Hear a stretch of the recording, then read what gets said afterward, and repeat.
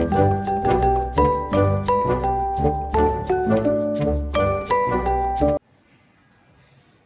বন্ধুরা, কেমন আছো সবাই? নিশ্চয়ই অনেক ভালো আছো। আজকে আমরা বাংলা স্বরবর্ণের রি লেখা শিখব। রি লেখার জন্য আমাদের পেন্সিল, ইরেজার, একটা রোল টানা খাতা, আর যাদের লিখতে অসুবিধা হয়, যাদের পেন্সিল ধরতে অসুবিধা হয়, যাদের পেন্সিলটা শুধু আঁকাবাঁকা হয়ে যেতে চায়, তাদের জন্য আমরা একটু রাবার ব্যান্ড দিয়ে লেখা প্র্যাকটিস করব। এইভাবে আমরা পেন্সিলটার ভেতরে রাবার ব্যান্ডটা ঘুরিয়ে নিব। এখন চলো আমরা রি লেখা শিখি। রি লেখাটা কি দেখতে আমাদের কাছে খুব ভয় ভয় লাগছে, তাই না? মনে হচ্ছে এত প্যাঁচানো একটা লেখা আমি কিভাবে লিখব।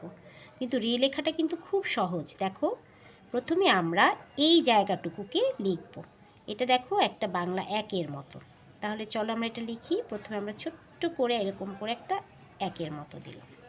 এবার এখান থেকে এখানে আসব, মানে এই জায়গা থেকে আমরা এখানে আসব, তারপর এ পাশে আসব, এইদিকে এসে এবার নিচে নেমে যাব এইটুকু।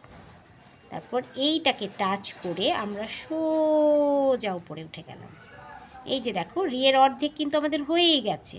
এখন এই পাশ থেকে এই দাগগুলো আমরা দিলেই এরকম সোজা উঠে এখানে একটা ছোট মাত্রা, এটার নাম আমরা শিখিয়েছি অর্ধমাত্রা, এটা যখন আমরা দিব একটা রি হয়ে গেল।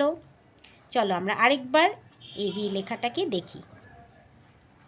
প্রথমে আমরা ছোট করে একটা একের মতো দিব, তারপর এইখান থেকে এভাবে এই পাশে এই পাশে, তারপর সোজা উঠে যাব।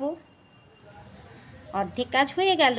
এখন আমরা শুধু এরকম করে দিয়ে একটা ছোট্ট অর্ধমাত্রা দিয়ে দিলেই আমাদের রি লেখা হয়ে যায়। তাহলে আমরা রি লেখাটা এরকম সহজভাবে লেখা বাসায় বারবার লিখে লিখে প্র্যাকটিস করব। তাহলে দেখবে রি লেখাটা একদম সহজ হয়ে যাবে। ভালো থেকো সবাই। আল্লাহ হাফেজ।